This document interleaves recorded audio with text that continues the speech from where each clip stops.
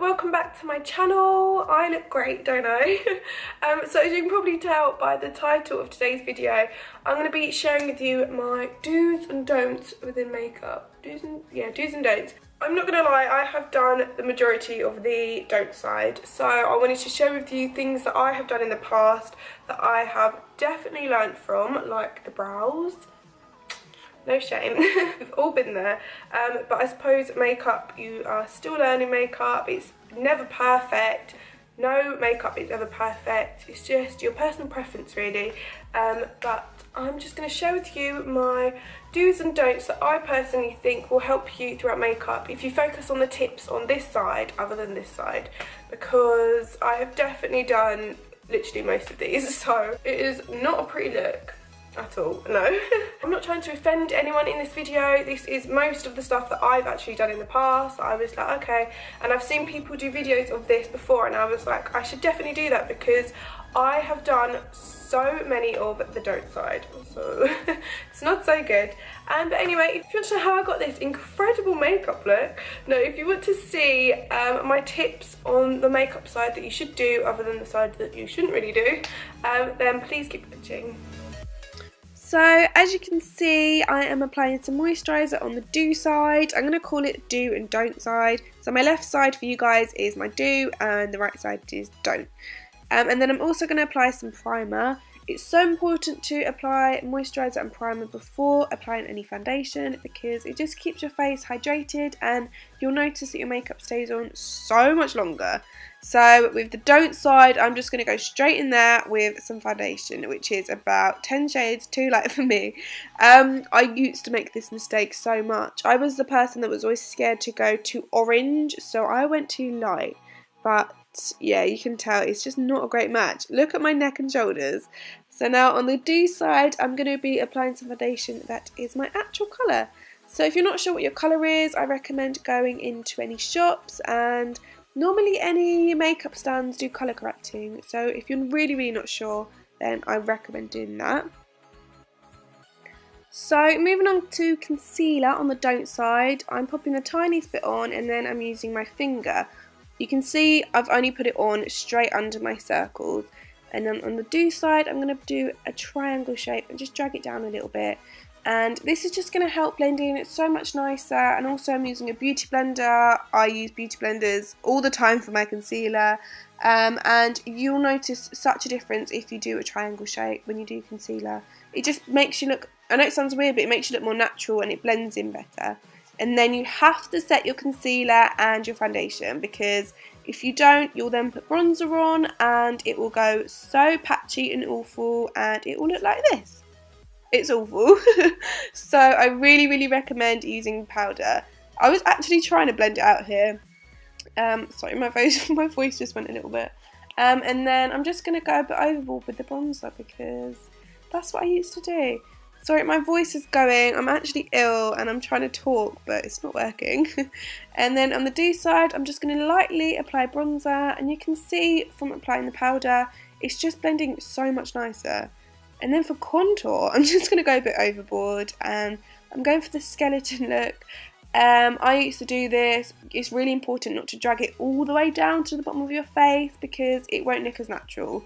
And I know you can see on the do side, it obviously doesn't look completely natural, but it looks more natural to the don't side. And then underneath, I'm just going to sharpen the contour with some white powder. And then on the do side, I'm going to use a banana powder. And now I'm going to contour my nose. So I used to go a bit overboard when I contoured my nose.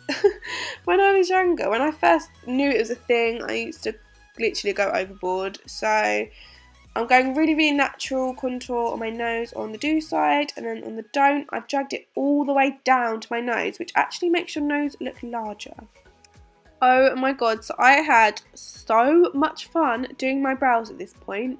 I actually genuinely used to do my eyebrows like this. How embarrassing is that?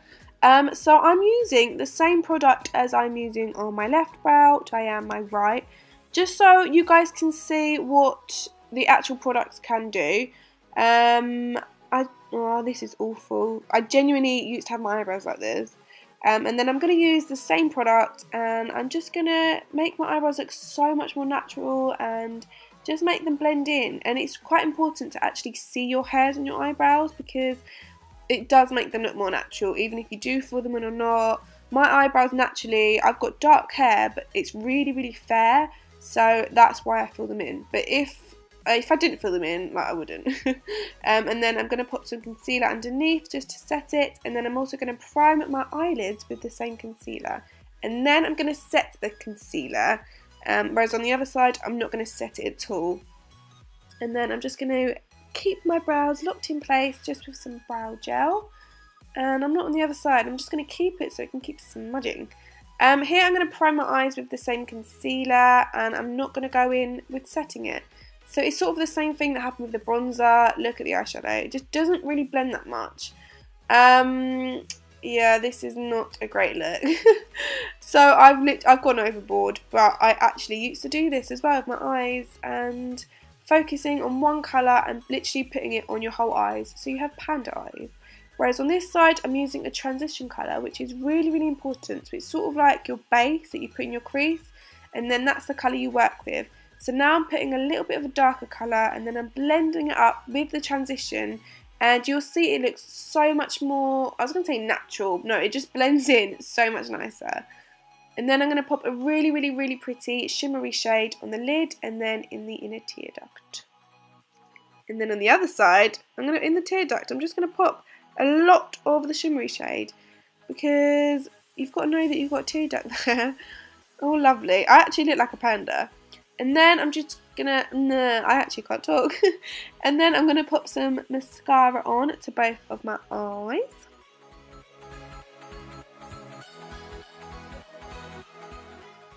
And then I'm going to be applying some very dramatic eyelashes on the don't side, and then more wispy, sort of natural ones on the do side. You'll see a difference. It looks like I'm wearing fake eyelashes on the do side, but it's more natural. And then I'm going to go in with some blush, because why not? I'm just going to go so overboard. Everyone used to go overboard with blush at some point, come on. And then I'm just going to go lightly with the do side. I'm using the same product, so you can see what a difference it makes. And then with highlight, this was so fun. I'm not going to lie, I might sometimes do this now with the highlight. You can never have too much, but maybe you can a little bit. And then this side, I'm just going to dab it on a little bit, and then smudge it with my finger, just to make it look more natural, so I've got more of a natural glow. And then I'm going to be popping some highlighter on my brow bone. Oh, lovely. And then, this was quite fun. I just got some red lipstick. You can see I'm not lining my lips. I've literally gone straight in with the red lipstick, and I've definitely gone over my lips. And then you can see on this side, I'm lining my lips first.